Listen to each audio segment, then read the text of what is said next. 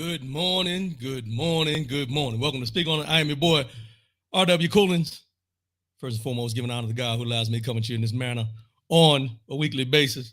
First, let me start off with an apology. I don't know what's going on with this streaming platform. Been having the technical issues over the last month or so. So I'm going to get that straight. You may need to switch over. Not sure yet. May need to switch over, but I appreciate everybody hanging in there, tuning in. And we're just going to go on with the show. And, what's the delay? Little delay there. James Battle, good morning, my brother. Appreciate you, man. Thanks for standing by, bro.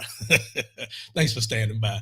Yeah, it's, I don't know, man. I kept trying to get in and it kept just spinning something on their end. Kept coming up with some, please, work with us with our delay. But I pay you good money for this platform. Just saying, I pay good money for this platform. So we need to get this right. So no call-in number today, but we're going to go here. We didn't do it last week. Can I vote? www.nass.org. Can I vote? We had some primaries going on in certain locations. You should be up on that. Primaries are going on for who's going to be running for mayor, local legislation, all that. Make sure that you're involved. Make sure that you're doing this. And let's go ahead and put this up. Everybody's seen the website before I put up. We're going to continue putting it up until election time comes. So make sure you go in, find out if you're registered to vote, make sure all your information is correct, and then we'll go from there, all right? Brian Hoodie, good morning, my brother. Good morning. Appreciate you. So, yeah, can I vote? www.nass.org. That's the website. Let's go there. Get your information right. So, today, I got some good information for y'all. It's a straight talk, no chaser Saturday. Straight talk, no chaser. That's what we're doing today. I got two things that I want to touch on that I think we really, we're in this midst of a lot of things going on and there's a lot of distractions going on, but I want to make sure that I'm giving you the information so you're not distracted from the things that you should be paying attention to.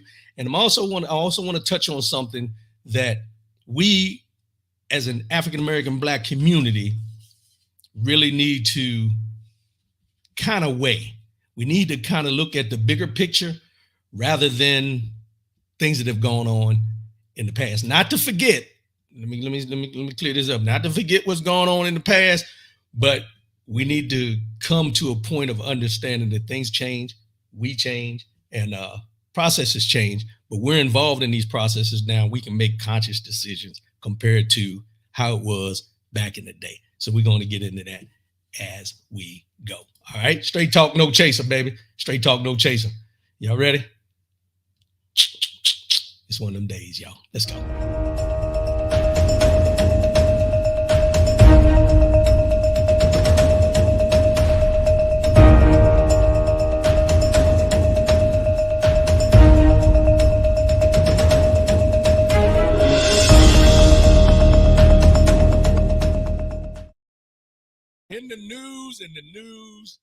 In the news. Hopefully y'all can hear me clearly and everything. Somebody give me a thumbs up if that's the case. I'm getting some feedback on my side, but as long as y'all can hear me, we should be good to go. So, in the news, this week, I seen where Donald Trump had a meeting with a bunch of CEOs. He also had a meeting not in the Capitol, and I'm going to talk about that in a minute, not in the Capitol, but somewhere down the street from the Capitol, because he didn't go in the Capitol, because y'all know what happened January 6th with the Capitol. He didn't go in there, but they had a meeting where he went in and they had a meeting with all the Republicans. Some did attend, some didn't, concerning what he plans to do if he's reelected. Now, we've heard everything from health care, eliminating the Affordable Care Act, to trying to be a dictator, putting all his people in jail that have gone against him, and so on and so forth. I'm not going to go down this rabbit hole too much, but what I want to do is I want to say this. Even if you're not a fan of Donald Trump, or you don't plan to vote for Donald Trump, or if you do plan to vote for Donald Trump, I think you need to do your due diligence and start listening to the things that are being said behind closed doors that they come out and let you know about later. I think you need to pay attention to the fact that right now, Jared Kushner is under investigation for the deal he did right after they left the White House with Saudi Arabia and how much money they invested into a business that he was starting. I think you need to pay attention to Donald Trump Jr. being over in Hungary with, I can't remember the president's name over there, but pay attention to the things that are going on around us and pay attention to what's being said behind closed doors when it comes to what the agenda is for and if there's another 4 years of former President Donald Trump, a convicted felon. Let's just put it that way. Just want to put it out there. You take it for what it is. I'm just giving you what I know. I'm just giving you what I know and what I've read, and you need to do your due diligence and do the same thing. That's all I'm saying. All I'm saying, like I said, I'll never tell you who to vote for, but you need to make a conscious effort and a conscious decision when you go to the poll, knowing who, what, when, where, and why, and how it's going to affect you if and when this person gets into office. Just saying, just putting it out there. That's in the news. Let me get into something else. Let's go.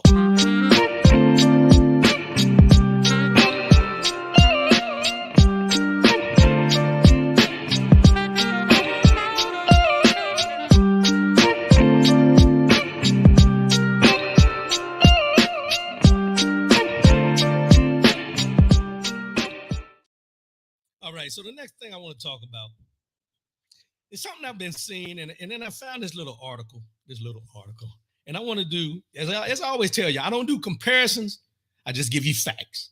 And what I'm going to do today is I'm going to give you some facts on how the country, the people in this country have a double standard when certain people do certain things and other people get the benefit of the doubt when they do certain things that they all know, that they know is privilege, and they're able to do the things they do. So here it is. I'm sure everyone out there has seen these images of the upside down American flag, and it's gone mainstream. The American flag has been being flown upside down. They're mainly using it as right-wing protests. I can't even get that out. Right-wing protests. But let me give you a little history of the flag, because we talked about the flag before, but I want to touch on something, because when I seen this, I just want you to understand where this hypocrisy comes into play. Flag Day was established by President Woodrow Wilson on May 3rd of 1916 to commemorate the adoption of the Stars and Stripes as the official flag of the United States by the Continental Congress on June 14th, 1777. So yesterday was the anniversary of the flag being established for this country. In 1949, President Harry Truman signed an act of Congress designating June 14th of National Flag Day, further solidifying its place in American culture and tradition. Such usage of American flag was codified in the U.S. Flag Code, first drafted in 1923, which set guidelines regarding the American flag. And it says the code, which is not legally enforceable, says that the flag should never be displayed upside down. Says that the flag should never be displayed upside down, except as a signal of dire distress in instances of extreme danger to life or property. There's a long history of American flag flipping in political protest as well. And what we noticed after former President Donald Trump was convicted of his 34 felony convictions, let me get that right, 34 felony convictions, many of his supporters decided and started turning the flags upside down, carrying them on top of buildings, all this. And I got some examples I want to show you. But there's been no outcry, discord about these people flying these flags upside down. And the reason I'm bringing this up today is because I want you to see the hypocrisy that goes on within the United States of a country when they say there is no racism, when they say it's not a two-tiered system, any of the things you can think about that tend to hinder the progress of us as African-American Black people. I want to show you how they sway things to their benefit, privilege, as we say. Now, I'm going to show you some pictures because you know me, I do my research. Let's add this to the stage. This is one, a man walking, flag upside down, all over the internet. You can pull it up. Just put in upside down flag images. You'll see all these. But this is one person walking with the upside down flag, and you hear nothing, no outrage, no discord, nothing whatsoever. Then we go to this one. This was on January 6th at the nation's capital. You got people walking around. Look at how tattered the flag is. That flag should be burned and destroyed because it's no longer usable. But he's flying it upside down. But you didn't hear anything about that January 6th when people walking around with the flags upside down either. My next one. This is a protest with some white supremacists walking. And if you notice, all the flags, the United States flags, are upside down. No outrage, no big reports, no this, no that, nothing at all. Nothing at all. And then this one. Oh, I didn't click it. This one here. This was on the day that Donald Trump was convicted of the 34 felonies in New York. And it was at a conservative heritage foundation in the nation's capital, Washington, D.C. On top of a building prominently being shown and flown upside down. The reason I bring this up on Flag Day,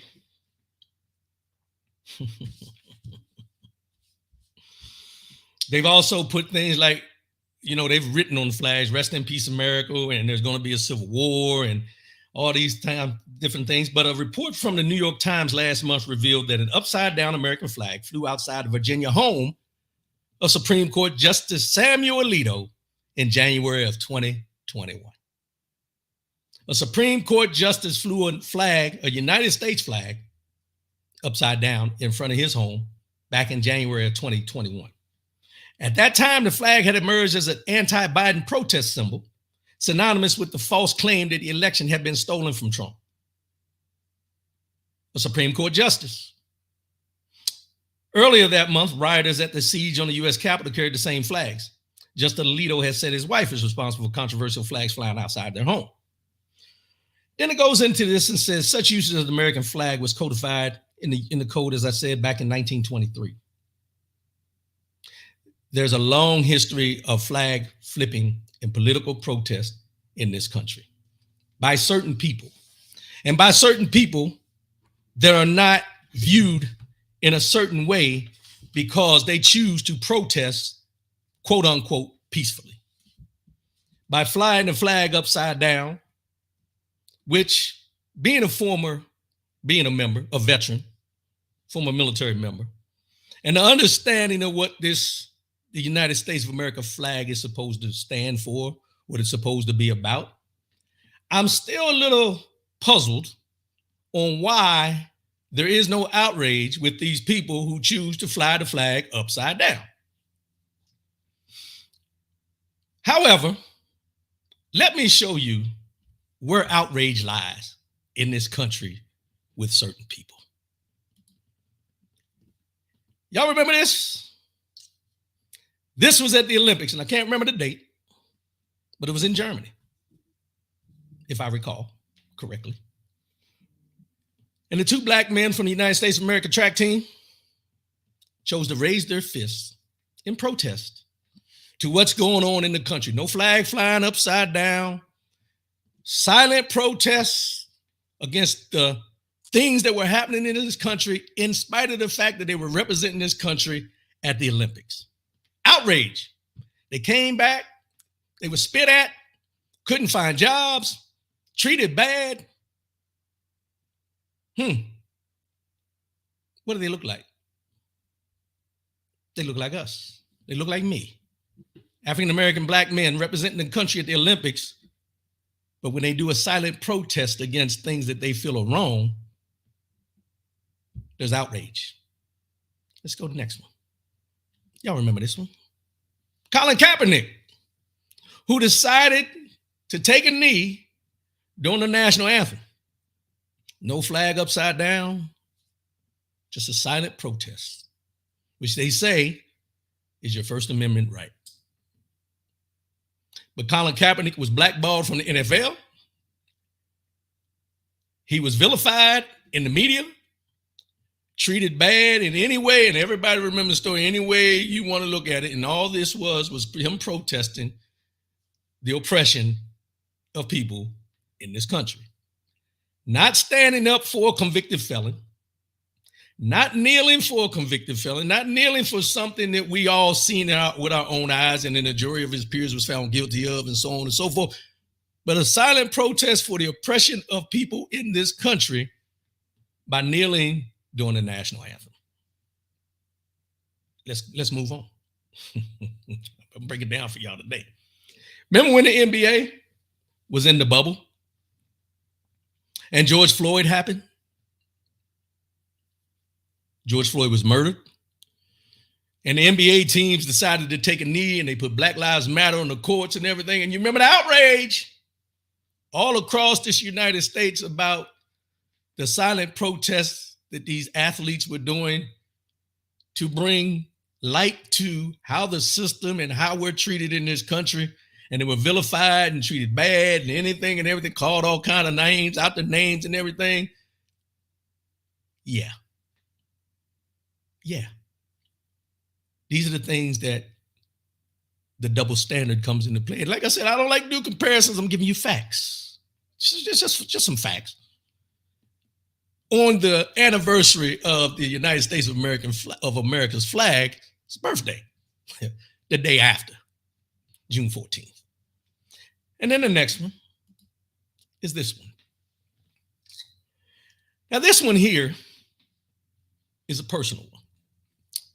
I posted a picture like this years ago when I was doing a show called The Divided States of America.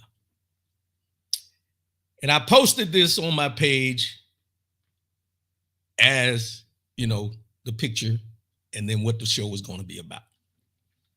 And I'm not going to say the person's name, but I had a person send me a message on my page, and it said specifically, I can't, and I may be paraphrasing because I don't remember exactly because I kind of ignored it, but it said something to the extent of, don't do this. You know it's wrong. Don't ever post a picture of our flag being torn like this and that and all. And then it went into the point of it was the anniversary of the Marine Corps at that time and so on and so forth. And he's telling me not to display this symbol of the flag being divided or being cut in half or anything like that.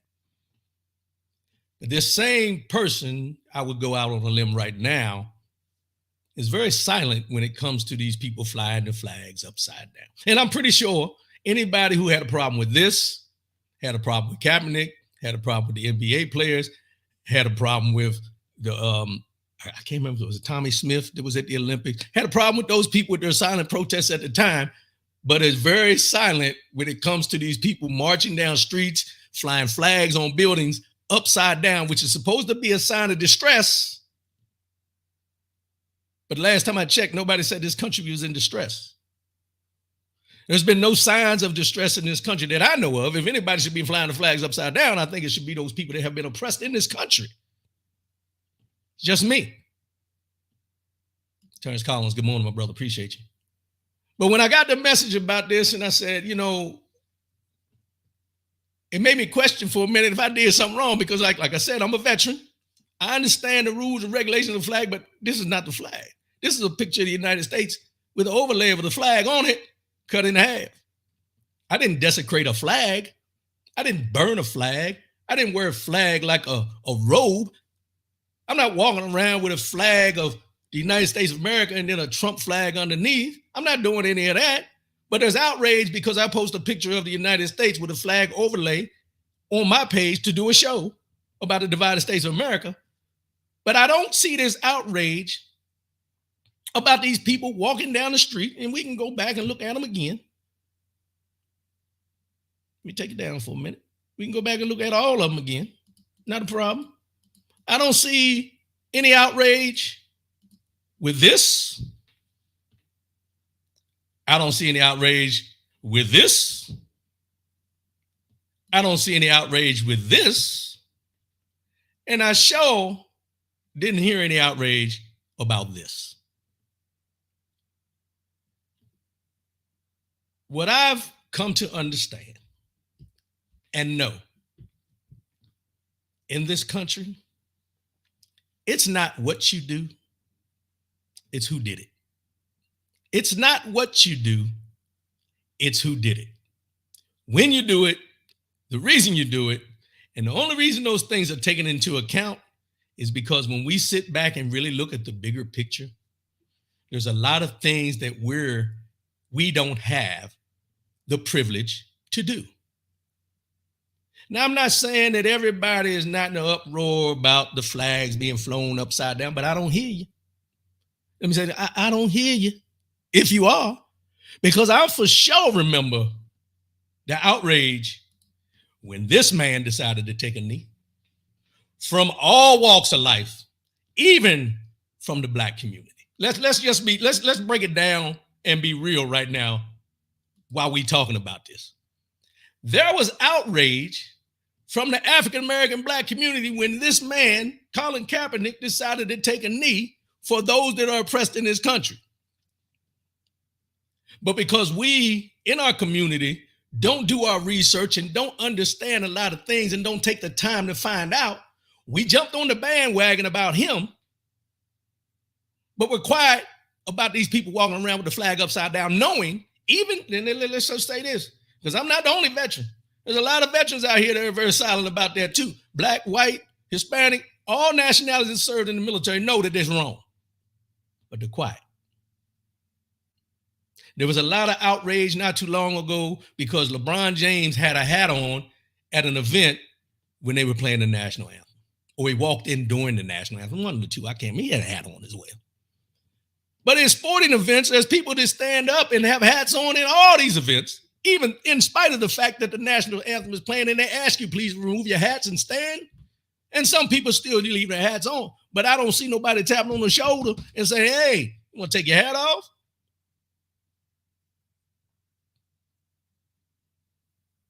The double standard, the hypocrisy, the privilege when it comes to certain things, when you want to protest, lets you know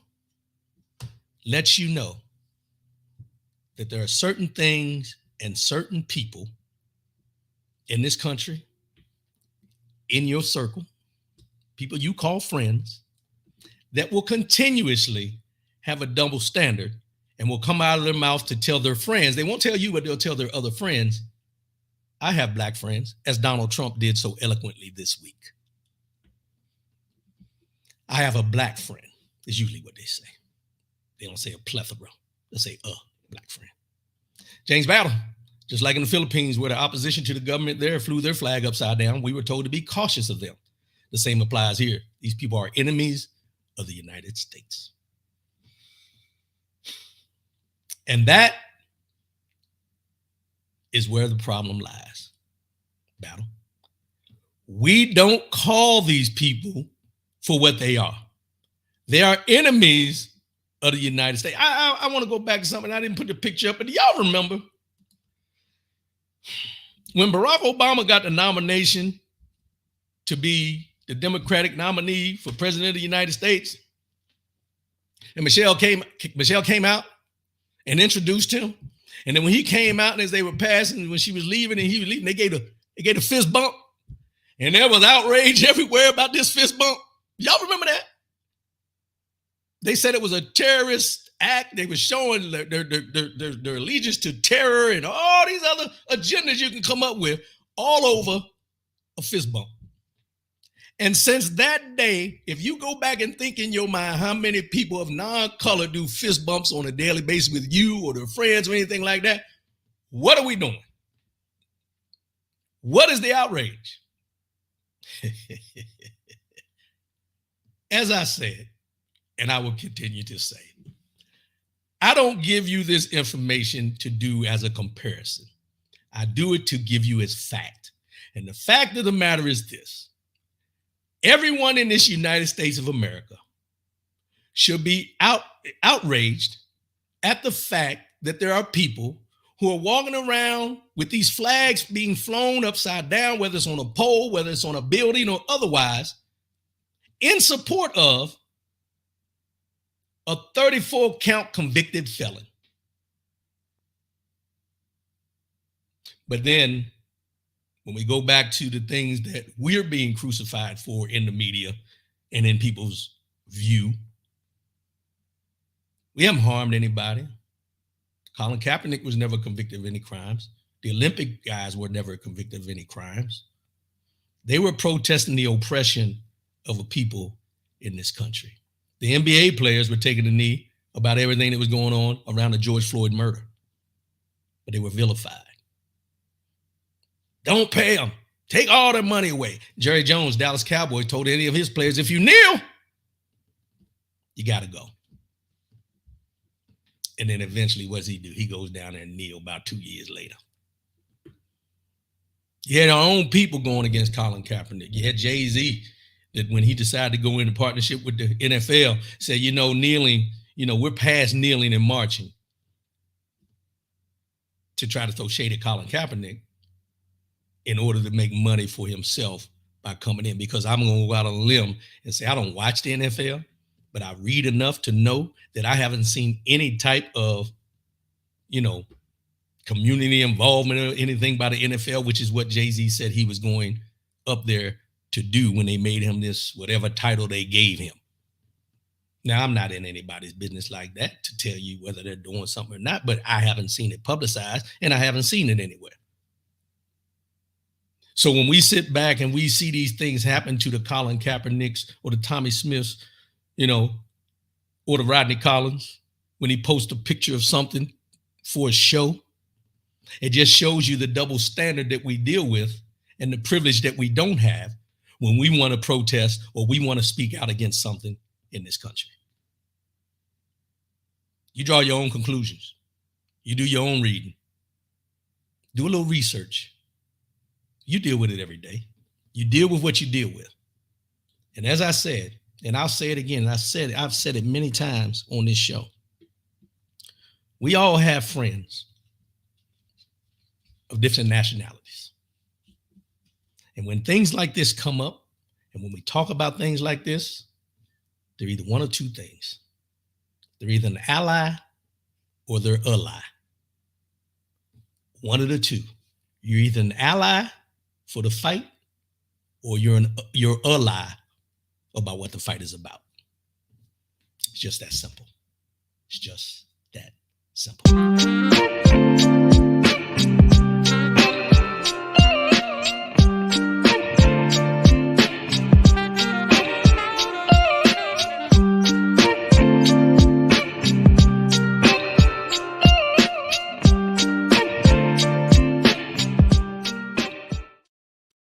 This opinion piece in the Griot.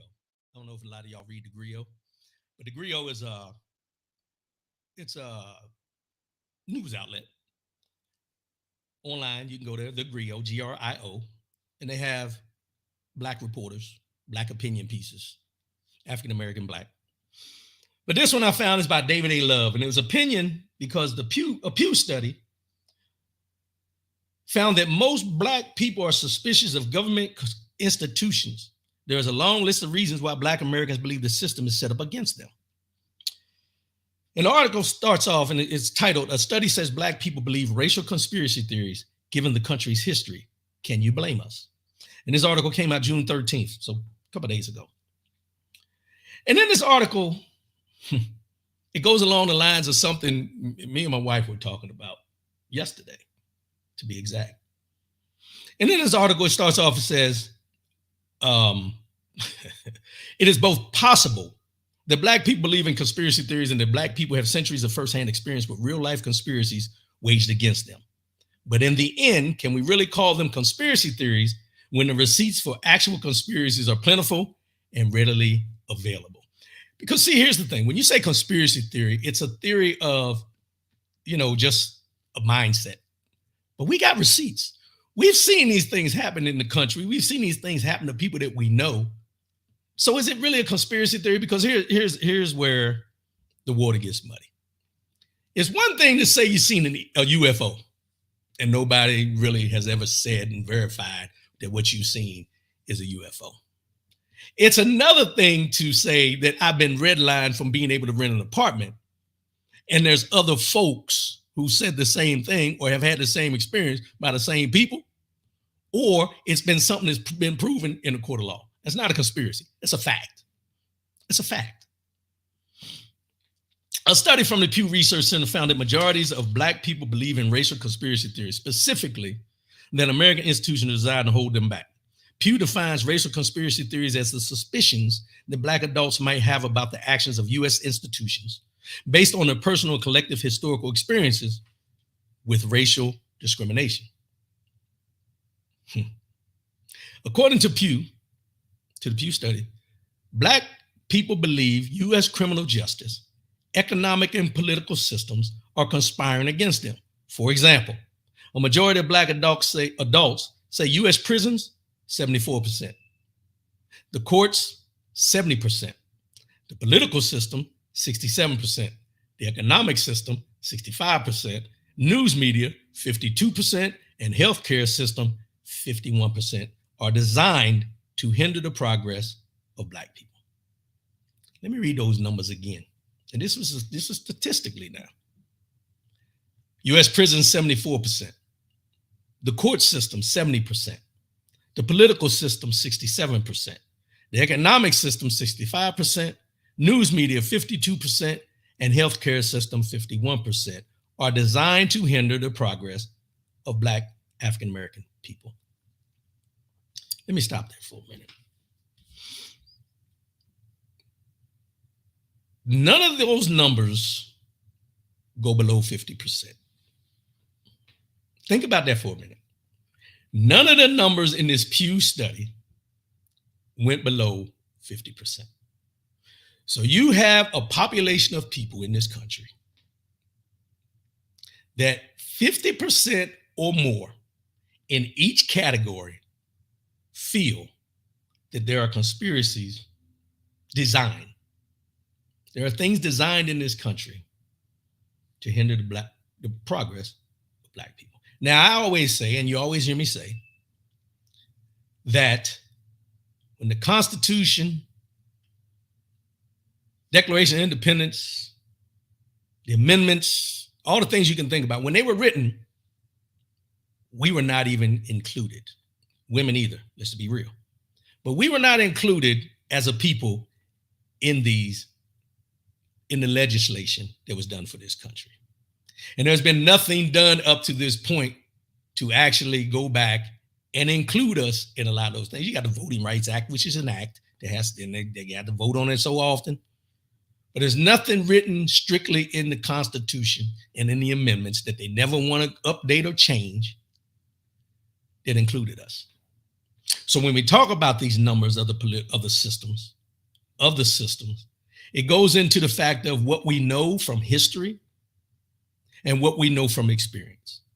And there's a lot of us who have had experiences, whether it be in the prison system, in the court system, in the political system, in the economic system, as far as being able to get a job, getting loans, as we've talked about the Fearless Fund last week, where we aren't even able to establish a place for people to go comfortably to get grants to get them started in business because it's discriminatory per se. News media, 52%, and the healthcare system, 51%. The study says that most Black people are aware of specific racial conspiracy theories, such as an idea that more Black people are incarcerated because prisons want to profit from Black bodies, and they believe they are true. There's a long list of reasons why a Black America should be critical and suspicious of American institutions and believe the system is set up against them. Where do we begin? And do you have the time? Now, I'm not going to read it all. I'll put the post up. I'll put it on my R.W. Coolins page where you can go back and look at it. But it starts here. The transatlantic slave trade. The reason many of us are here is a prime example. Slave trade was most certainly a conspiracy by white elites to get paid through mass kidnap, trafficking, rape, torture, and forced labor. In South Carolina, where over 40% of enslaved Africans entered America through the port of Charleston, and where family has remained for over 300 years. The State Department of Education has eliminated the teaching of advanced placement African-American studies in high school. This move follows a trend across the country by white nationalists to criminalize or otherwise ban Black knowledge, history, and books, hide the evidence of the crime, and you silence the calls for justice and reparation, or at least make the best effort to shut it down. White supremacy and institutional racism have always involved regulating what and whether Black people can read and controlling the voting rights of black people. That's a conspiracy. That's a conspiracy. Nearly 60 years since the passage of the Civil Rights Act, voting rights for black people are under assault by the red states, which is the Republicans-run states. The Supreme Court is involved in the voting rights. And white nationalist lawmakers are in the so-called land of the free. Voter suppression, disenfranchisement, and purging of voter rolls are the name of the game as Congress refused to pass. And remember this, the John Lewis Voting Rights Advancement Act legislation that would have restored the protections of the Voting Rights Act.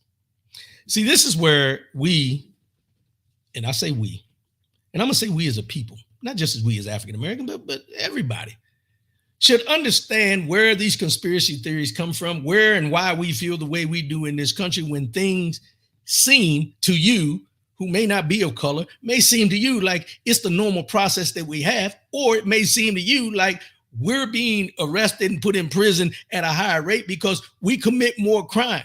No, we don't.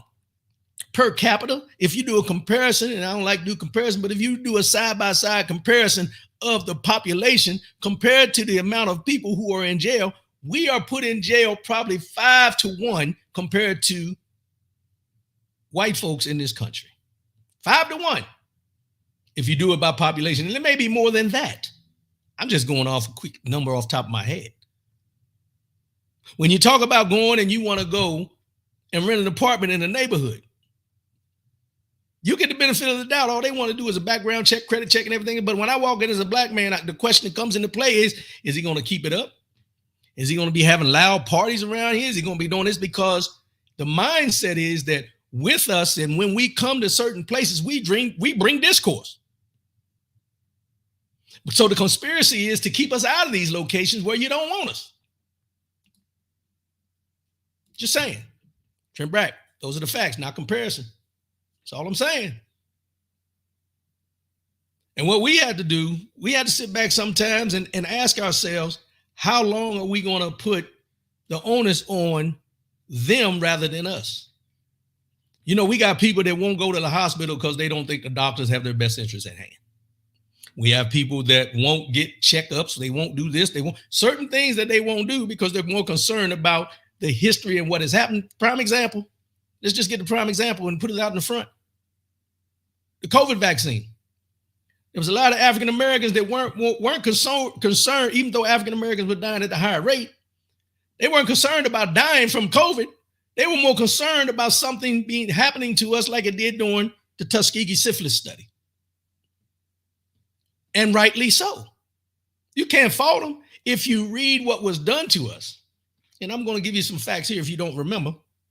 The Tuskegee syphilis study, a conspiracy and not a conspiracy theory by the federal government to withhold treatment to hundreds of black men with syphilis and allow them to suffer in pain and even die, is an example of a long history of unethical medical testing on the black community. Medical racism is real, from the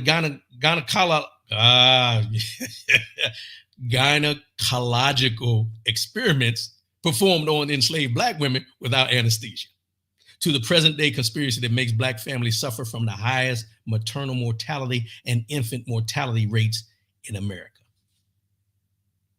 I don't make this up. I research, I read. These are the things that go on in this country that nobody wants to really put at the forefront of why we're hesitant about certain things.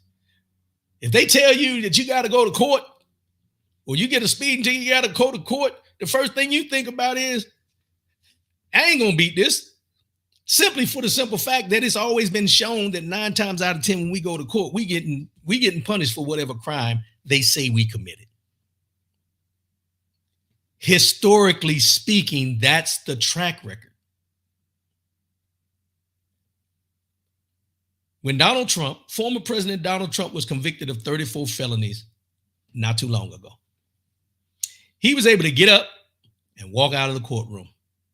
Name me someone that you know that looks like me that will be able to get up out of that seat in that courtroom and walk freely out the door after being convicted of 34 felonies.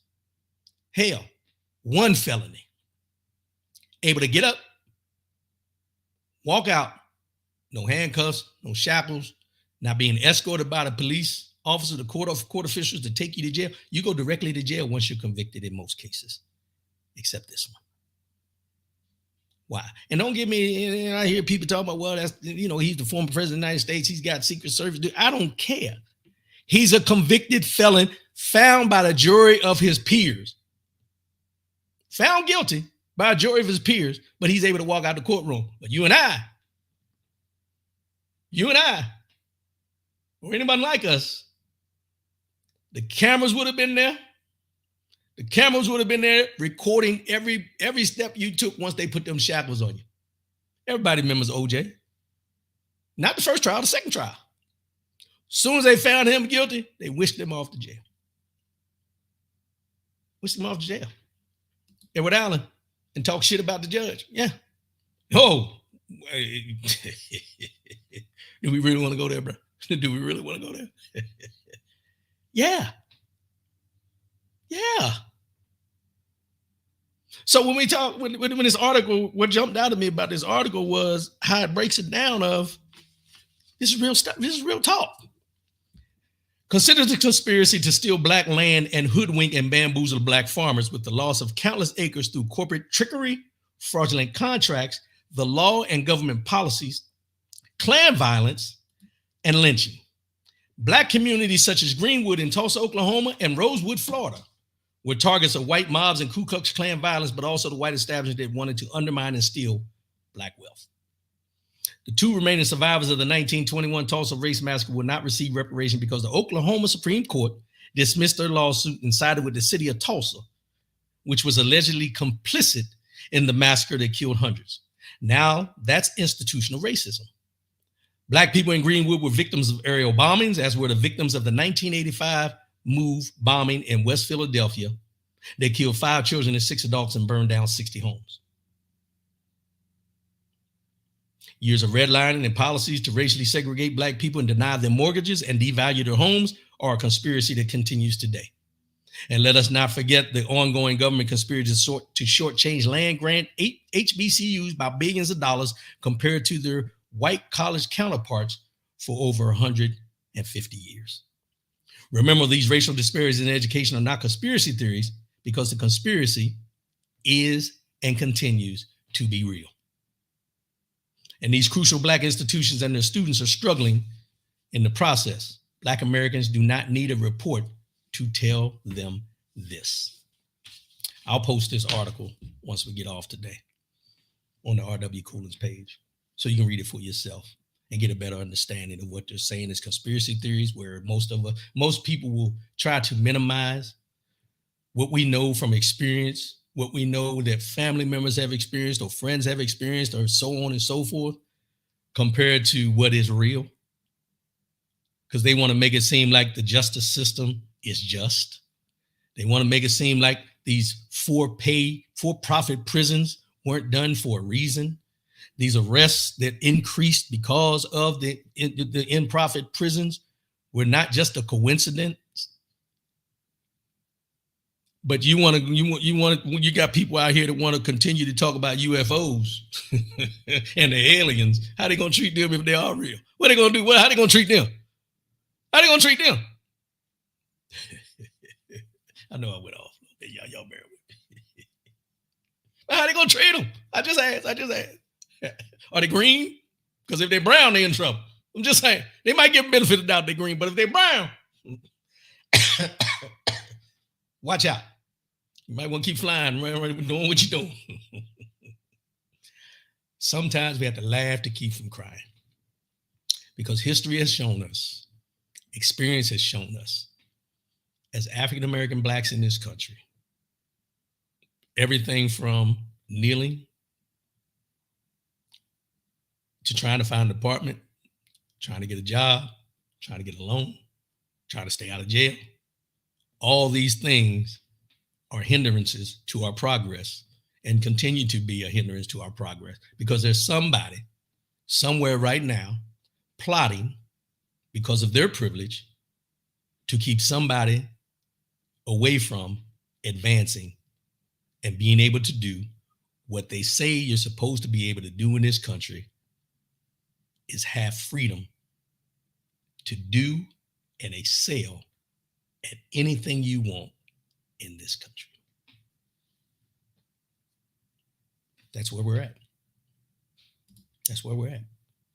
Trent Branch, appreciate your platform, bro. Appreciate you, bro. Appreciate. I wish we could get these technical difficulties right, but I appreciate you tuning in, man. Thanks for the support. Thanks for the support. But this is these conversations are conversations we need to have, because what we do, we know these things exist, but where the roadblock comes is not specifically the people that put the roadblocks up, but we're waiting for somebody else to do the work that we should be doing. We're waiting for somebody else to pick up the baton and make it happen, rather than us taking the baton and doing it ourselves. And when I say somebody, I'm talking about somebody that looks like us, where we can all fall in line. No, all of us aren't leaders. All of us don't want to be in the forefront. But there's got to be progress made somehow, somewhere. Even if you're fighting for yourself at the time, we need to make sure that we're fighting for everybody else in that same instant. Because here's what I don't think we take into account sometimes. When I go to a job interview, or I go to rent an apartment, or I go to get a loan, there are certain stipulations that I may be able to bypass because of, I don't have this in my background, or I don't have this, or I present myself well, or I'm articulate when I speak. But there's somebody that's going to go in there. They may not be as articulate. They may not have the greatest credit score. Maybe dressed comfortable for them, but not comfortable for the person that they're talking to. And will get denied and denied and denied and denied.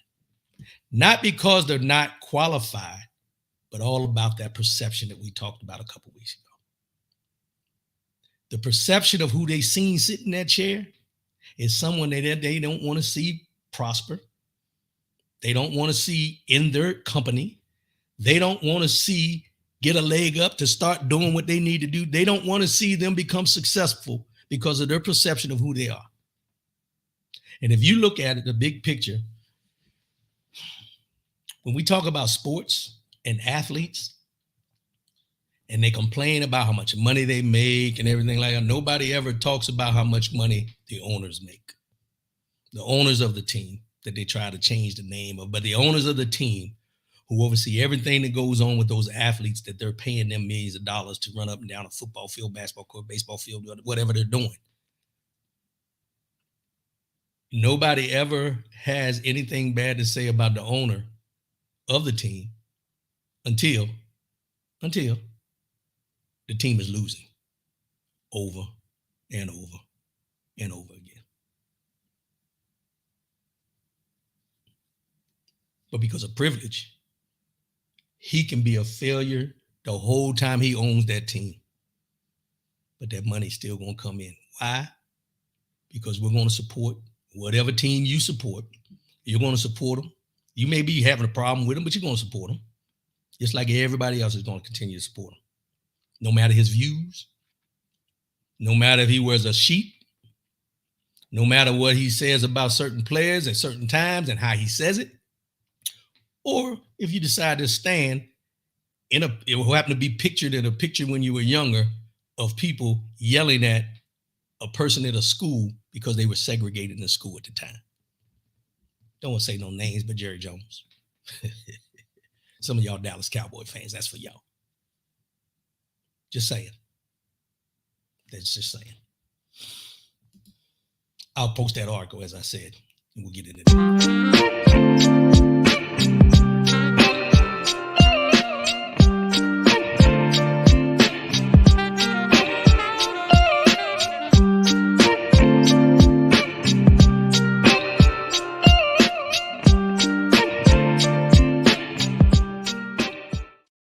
Today I want to do something a little different. I'm getting into reading again, a lot more reading. But there's this one book, there's a couple books that I've got. There's one by Roland Martin. I don't have it with me, but Roland Martin called White Fear. I think I mentioned it before. I haven't finished it yet. I'm still reading that. But I think, it's something to pick up because it breaks down the reason there's so much fear of the browning of America. Roland Martin wrote it. Pretty good read from what I've read so far. So I would recommend that to anybody. Also, I found this one, if you can see it.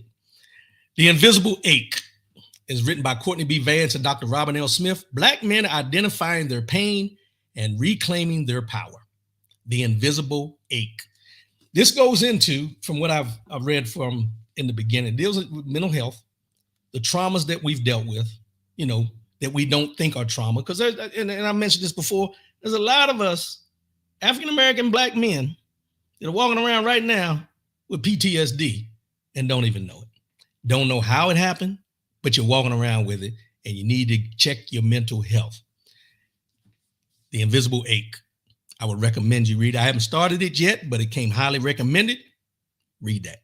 Read it. And let's talk about it. That's the first one. Then a good friend of mine, Robert McKinney, Cheese, as I call him, basketball player from back in the day when we were in the Philippines together and known each other throughout our career. He sent me this book. He met Dean Tolson.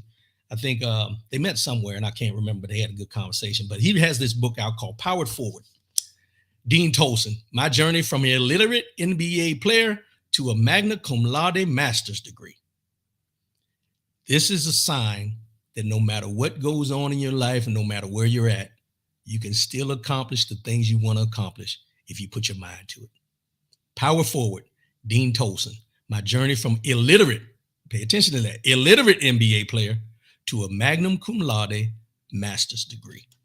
Now, my plan is to read this book, and then hopefully at some date after I read the book, because I want to make sure I got my stuff lined up, have Mr. Tolson on so we can talk about how he made it through the process to be an NBA player and be illiterate.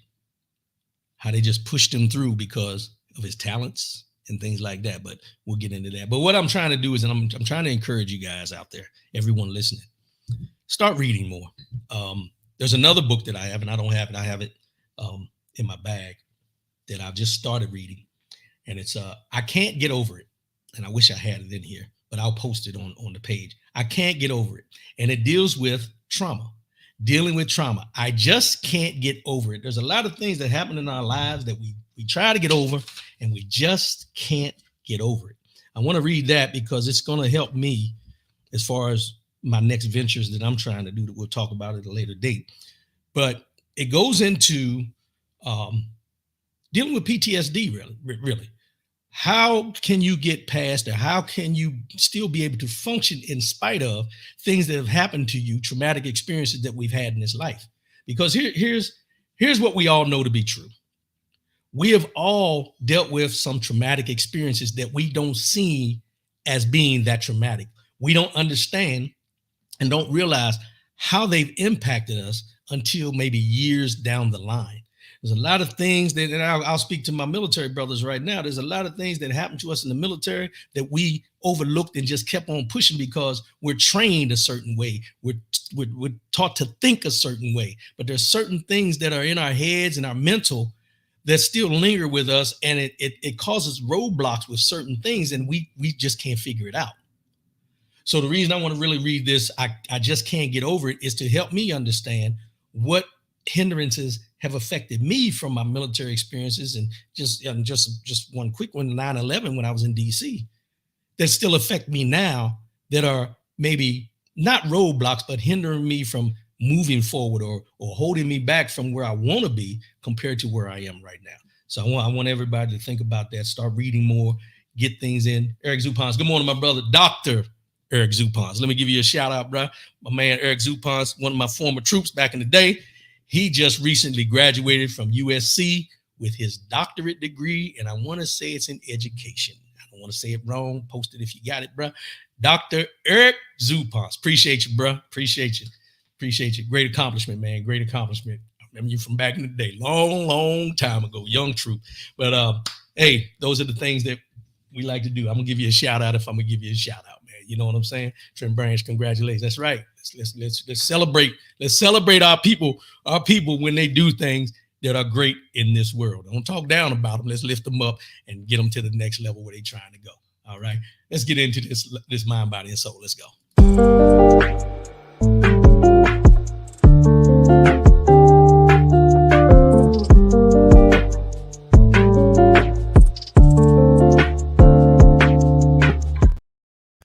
body, and soul. Mind, body, and soul. It's the year 2024. And we've been talking about the common denominator: health, physical, mental, spiritual, financial, and relationship health. That's what it's all about this year for 2024. And this one, I don't have any quote. I don't have anything written down. I just want to talk to y'all for a minute. Over the last 2 weeks, I've been coming across some folks in my travels and people that I know, and I'm not going to use names or anything. I'm just going to use examples. I've had somebody that's close to me that I served with at a certain time. They had a massive heart attack, not doing well. Someone close to me had a stroke due to high blood pressure. Talked to a friend of mine yesterday. One of his close friends had an aneurysm, a brain aneurysm. Blood pressure was high. They got the person to the hospital in enough time where they were able to bring the blood pressure down, avoid the aneurysm from bursting and everything like that. Got another friend of mine, about 60 years old, going in for his first colonoscopy because he's never had one, was more concerned about the anesthesia rather than the overall health. I'll talk to him about that offline. That's another conversation for another day. But about the colonoscopy, 50 years old, y'all. African-American black men, 50. Go get your colonoscopy. Just saying. And then talking to a guy the other day that in passing that I talk to every once in a while, and he just had this look on his face. So I asked him, I said, man, you good? He said, yeah, just, I said, what's wrong? So we got to talking, and he finally revealed to me, he said, yeah, I had a colonoscopy. While we're speaking of that, I had a colonoscopy, man, and they found a tumor. I said, well, I tried to stay positive when I was talking. I said, well, no doubt that they found it. Now the process is to move forward with what we can do to get it healed and everything like that. Then he came out, he said, yeah, but they're saying it's cancer. I said, okay. So we still got to look at the same thing and say, hey, now that we found it, what do we need to do to move forward to get past this, to move forward? The reason I bring this up today, when we talk about high blood pressure, diabetes, high cholesterol, all the things you can think about that happen, and they don't happen to everyone, but to a certain extent, it affects us in the African-American black community. It affects a lot of people. We have to make sure that we're doing what we're supposed to be doing if we know we have these ailments. And I'll say ailments. If you know you have high blood pressure and the doctor has given you medication for your high blood pressure, take the damn medication. If the doctor says you have diabetes or you're close to being diabetic or whatever, do what he prescribes you to do. If you have high cholesterol, I'm guilty. Last time I went in, I'm gonna give you my story right now. When I went and did my physical at the beginning of the year, the doctor said, hey, cholesterol a little high. I'm about to put you on this medication. I said, wait a minute, doc. Do we need to do the medication now? She said, no, it's not high, but it's high. I said, okay. I said, so can you give me a little time? Let me see if I can get it down on my own. Let's see what we can do. First, but now hear what I said now. I made sure that it was not going to be detrimental to me if I didn't start taking the medication at the time she gave it to me. I asked the question, can you give me time before we start this medication to try to get it down on my own? She said, yes. Okay. So now I know there's things that I needed to change in order to get this cholesterol down and maintain a lower cholesterol level for my health. So now I got to go back and see her shortly. But she gave me time because it was high, but it wasn't to the point where I needed it right away. Those are the questions when I talk about healthcare and making these doctors give you the information. We have to ask the questions.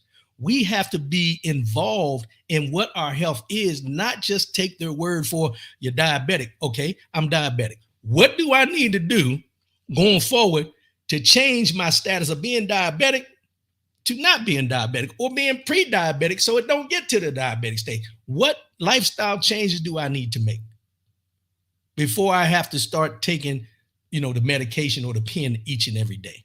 What do I need to do, doc? We don't ask those questions. And well, Ryan Hoodie, thank you, sir. And do your own research and be your own advocate. Thank you, bro. That was my next part.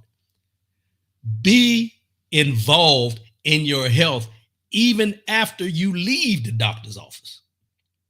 The internet has anything and everything you need now. If you can go on the internet and search for a coffee maker or any of that kind of stuff, or you go on Amazon, you buy all kind of stuff on Amazon. There's books on Amazon that they sell that can tell you how to heal yourself if that's what you want to do. Now, I'm not preaching to nobody, but I'm speaking to you. Because here's where my mindset is. My mindset is my health is my wealth. And with my health being my wealth, the first priority I should be taking in this life is my health. And do anything and everything to stay as healthy as possible. Now, mind you, years go by, your body's, things will start breaking down differently or whatever. But you can do anything in your power. If you can do anything in your power to slow that process down, to try to reinvigorate your whatever's going on with you, to change your symptoms, to change your whatever's going on with you, whatever ailment you may have, or any of that, why not invest in it? See, we go out, we want to invest in this, we want to buy this new car, but we won't invest in our health. We won't invest in our bodies. The biggest knock that people want to talk about with LeBron James is how much money he spends on his body to stay in the condition he is to be able to go into his 22nd season in the NBA next year. And people talk shit about him because he chose to invest that much money in his body. And what he has done by investing that money in his body has broken records. He's still able to run with the young boys coming in, and his health has allowed him to make millions of dollars playing a sport at the highest level every damn year. Now, I know everybody out there don't have LeBron James money, but you got $9.99 to sign up to a local gym for a membership. $10 a month to sign up for a gym. Go get your blood pressure machine if you got high blood pressure, so you can check your blood pressure on a consistent basis to make sure that your blood pressure is where it needs to be. Schedule your annual physicals. Set up that colonoscopy that you've been kicking the can down the road for. Do your due diligence to ensure that you are taking care of yourself before you have to go see somebody with a white coat on to tell you, I got to give you this. You got to start doing this. You got to start doing that. Take it upon yourself to start doing these things now. So next time when you go to your doctor, there's nothing that they got to give you a prescription for you to start taking because this is not right. Now, mind you, things happen. High blood pressure runs in your family. I get it. Diabetes runs in your family. I get it. Any of these things run in your family. Don't get me wrong. I get it. Some of this stuff is hereditary. But when do we break the cycle of trying to find out what we can do to reverse these things so we can tell the next generation, hey, this runs in your family. So make sure you're doing this. Hey, this is what maybe killed someone in your family because they weren't doing this. Make sure you're doing it. Each and everybody out there that can hear my voice right now, know this. Somewhere in life we've met, somewhere in life we've been involved with each other somehow, some way. I want you around. I may not see you every day. I may not talk to you every day. But the fact of knowing that you're still here and you're still doing what you need to be doing, that's all I need. That's all I need. And that's all you should need when you think about me or anybody else. They still here. They doing what they need to do. And that God ain't done with them yet. Don't accelerate the time that you're here on this earth or the time you have on this earth by not doing what you're supposed to be doing. That's all. And we're going to get off that.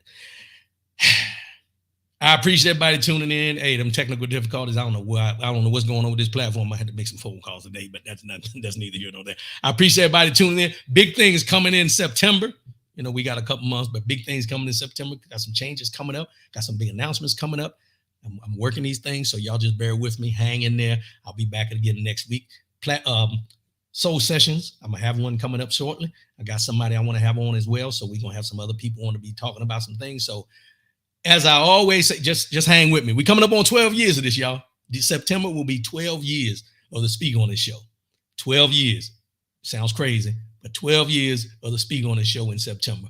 September, we do a change. We do a flip. We're about to flip the script on some things, but yeah, big announcements coming. So I appreciate everybody tuning in. As I always say before I sign off, love yourself, love one another, keep your head up, and most definitely, keep your faith in God. I'll see y'all next week, and I'm out, and I appreciate you. Love y'all. Peace.